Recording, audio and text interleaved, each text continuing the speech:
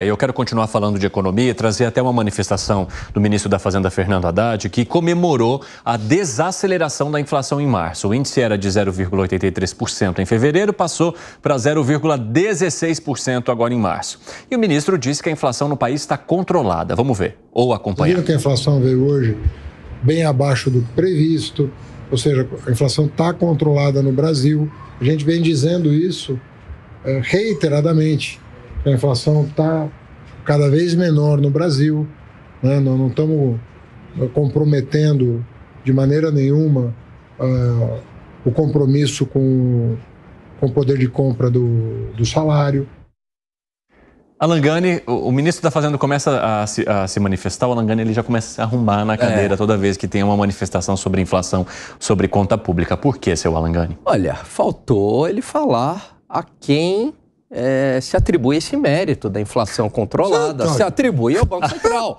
Se a inflação é um fenômeno monetário gerado essencialmente pelo excesso de dinheiro em circulação, acima do que a economia consegue absorver, portanto, é função do Banco Central controlar a inflação, como de fato faz no mundo inteiro, porque é ele que coloca e tira dinheiro de circulação. Então, essa inflação controlada se deve a quem? Ao Banco Central.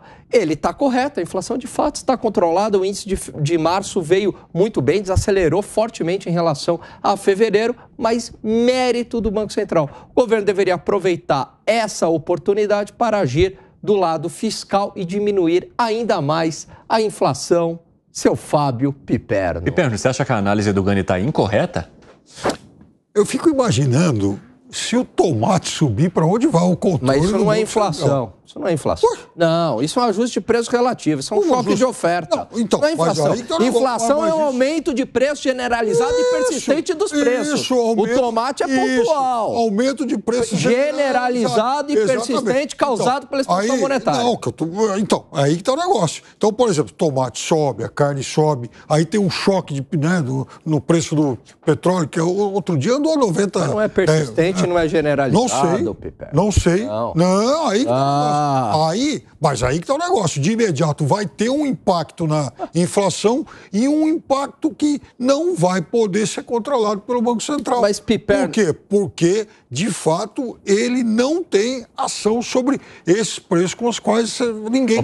Piperno, mas aí você entende, então, que essa situação que vivemos hoje não passa em nenhum momento por atitudes ou ações do Banco Central? Não, alguma coisa, óbvio que alguma coisa passa, especialmente no setor de serviços, e até porque não faz muito tempo a inflação já estava caindo e a Selic estava em 13,75. Então, é óbvio que isso também acaba, de alguma forma, segurando aí um aumento de preço. Ô, Segré, ele não dá o braço a torcer. Ele não dá. Mas é porque ele tem a convicção daquilo que ele fala. E aí vocês estão discordando.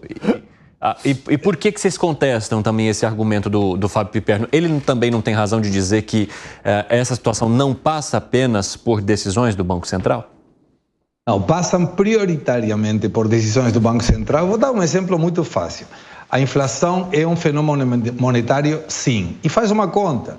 Se não fosse um fenômeno monetário, então o governo não precisaria arrecadar tributos, faz emissão monetária e vai tocando a vida. E deixa todo mundo feliz.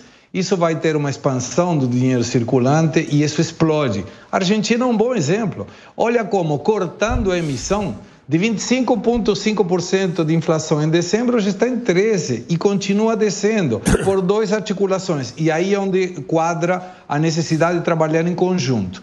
Eu concordo com o Piperno que não é somente uma questão do Banco Central, mas prioritariamente sim é do Banco Central. Por quê? Essas questões de tomates, de falta de alguns produtos especificamente, são sazonais. Tem um problema de oferta, volta a oferta, regula o preço e volta a descer, se se mantém a demanda estável. Você pode ter também um problema de estrutura. Quebrou um ponte, caiu uma ponte e você não tem como levar os alimentos para determinada região. A falta de alimentos, mantendo a demanda, vai gerar um aumento também de preço. Mas como define muito bem Alan Gani, e a definição de inflação é uma suba permanente de preços, consecutiva de preços. Não é uma questão de subiu e desceu.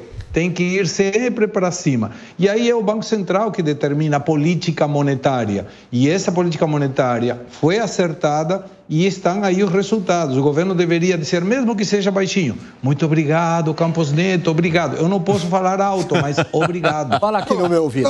Fala, obrigado. Eu vou até trazer uma participação aqui de uma pessoa que não está junto conosco todos os dias aqui, mas está na audiência, que é o economista, um amigo meu, o economista Reinaldo Cafeu. Ele mandou o seguinte aqui, ó.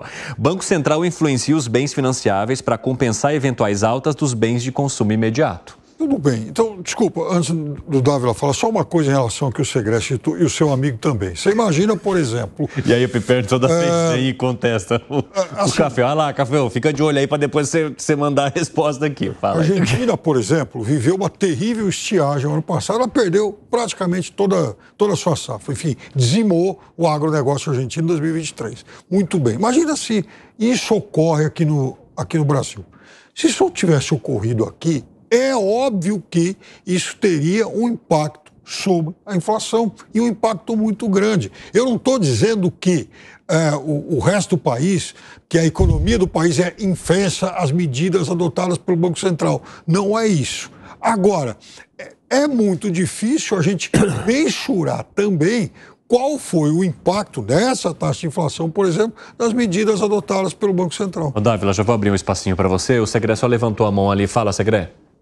Se isso acontecesse, Piperno, aí que é prioritariamente a política monetária que regula e controla a inflação, mas você precisa da ação do governo.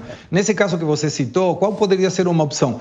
Liberação de importação de alimentos que estão sendo comprometidos. Então, com isso, você dá um empurrão da oferta e você volta a regular. A lei mais incrivelmente perfeita da economia é da oferta e da procura, explicada por si sozinha. Então, o governo deveria fazer também a sua parte, porque ele é parte interessada. Não quer dizer que o Banco Central sozinho controle a inflação, mas você sabe que seria muito melhor se tivesse um desconto, uma diminuição do gasto público, porque conseguindo um superávit fiscal, e vou dar o exemplo de novo da Argentina, janeiro e fevereiro não foi somente superávit primário, ele conseguiu ter superávit nominal, ou seja, teve superávit depois de pagar as contas correntes do governo e de pagar os juros da dívida, e ainda sobrou dinheiro. Sabe como ficou o risco do país? De 4.500 diminuiu para 1.500. Os bônus que estavam em 22 passaram a 60% do valor de face. Isso tem a ver com a política do governo. E a política monetária do Banco Central, juntos fariam uma festa para investimentos, para a geração de emprego, mas o governo não consegue entender isso, lamentavelmente. Eu vou te cumprimentar pela primeira parte, quando você disse, por exemplo, que se houvesse algo como esse exemplo que eu citei, a ação do governo poderia regular isso. Por exemplo, abrindo para importações. Perfeito. Ou seja, é exatamente a parte em que não há uma ação direta do Banco Central. O Banco Central, o Piperno, fez um questionamento bastante interessante, né? Enfim, essa desaceleração da inflação, quanto que se deve à oferta? Ou seja, é uma inflação mais ligada a choques de oferta, né, de problemas na produção, falta de insumos, etc., ou ligada à demanda, um excesso de consumo fazendo com que os preços subam. Tem medidas estatísticas para isso chamado núcleos. É um troço meio complicado, mas que você pega lá a inflação, tira os maiores ou menores choques, por exemplo, exclui preços administrados e alimentos no domicílio. Por que isso, Evandro? Porque são itens que não são sensíveis à taxa Selic. É determinado na caneta e isso desacelerou. Então isso é uma medida, Piperno, de que o Banco Central fez a parte dele. Fala, Luiz Felipe Dávila. Um país em que metade do orçamento tem a ver com pagar obrigações financeiras e juros, é evidente que a política monetária tem um impacto gigantesco sobre a inflação. Porque você está falando que metade do nosso orçamento... Imagina o seguinte, metade do que você ganha, você está pagando o banco taxa de juros. Então é óbvio que tem um enorme impacto no orçamento da nação a questão da política monetária em controlar a inflação. Mas, evidentemente, há questões que não têm a ver com política monetária. Não é tudo que é política monetária, mas uma parte importante deve-se sim à política monetária. Agora, o que é uma boa notícia, temos que comemorar sempre boas notícias. E boa notícia merece aplauso. Aqui nós não estamos... Não é só porque o governo está... Vocês não querem ser agourentos aqui. Não dá para ser isso. Agora, duas coisas que não têm a ver com a política monetária que podem impactar a inflação no médio prazo. Primeiro, é o que eu chamo da indexação dos preços públicos de novo. A gente voltou a dar aumento real em salário mínimo, que está afetando previdência, que está afetando... O salário está subindo acima da inflação, indexou gasto com saúde, educação. Isso, no médio prazo, começa a ter impacto inflacionário, sim. E a segunda questão é a questão da dívida dos estados. É outra questão que tinha grande impacto na inflação, evidentemente, lá atrás, mas que também pode começar a repercutir no aumento da inflação no médio prazo. Então, para resolver essas duas questões, é preciso aí a ação do governo e não do Banco Central.